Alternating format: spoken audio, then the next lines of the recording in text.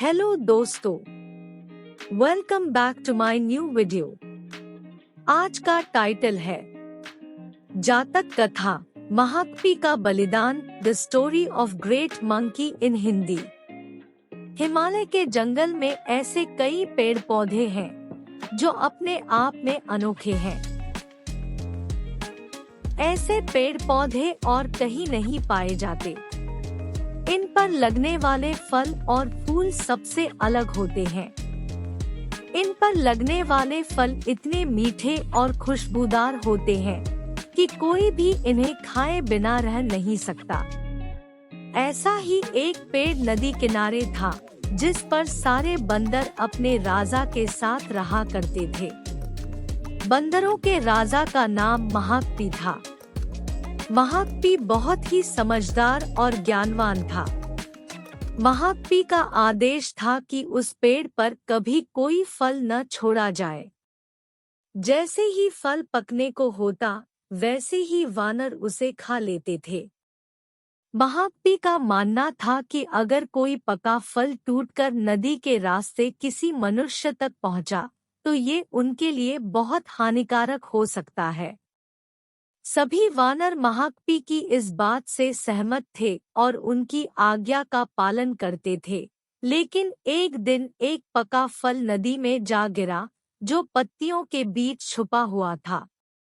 वह फल नदी में बहकर एक जगह पहुंच गया जहां एक राजा अपनी रानियों के साथ घूम रहा था।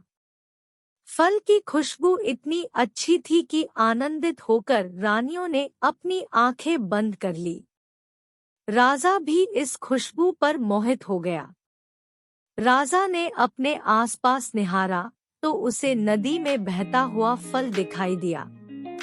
राजा ने उसे उठाकर अपने सिपाहियों को दिया और कहा कि कोई इसे खाकर देखे कि यह फल कैसा है। एक सिपाही ने उस फल को खाया और कहा कि ये तो बहुत मीठा है। इसके बाद राजा ने भी उस फल को खाया और आनंदित हो उठा। उसने अपने सिपाहियों को उस पेड़ को खोज निकालने का आदेश दिया जहां से ये फल आया था। काफी मेहनत के बाद राजा के सिपाहियों ने पेड़ को खोज निकाला। उन्हें नदी किनारे वो सुंदर पेड़ नजर आ गया। उस पर बहुत सारे वानर बैठे हुए थे। सिपाहियों को ये बात पसंद नहीं आई और उन्होंने वानरों को एक एक करके मारना शुरू कर दिया। वानरों को घायल देखकर महाकपी ने समझदारी से काम लिया। उसने एक बांस का डंडा पेड़ और पहाड़ी के बीच पुल की तरह लगा दिया। महाकपी ने सभी वानरों को उस पेड़ को छोड़कर पहाड़ी की दूसरी तरफ जाने का आदेश दिया। वानरों ने महाकपी की आज्ञा का पालन किया और वो सभी बांस के सहारे पहाड़ी के दूसरी ओर पहुंच गए। लेकिन इस दौरान डरेसमे बंदरों ने महाकपी को बुरी तरह से कुचल दिया। सिपाहियों ने तुरंत राजा के पास जाकर सारी बात बताई।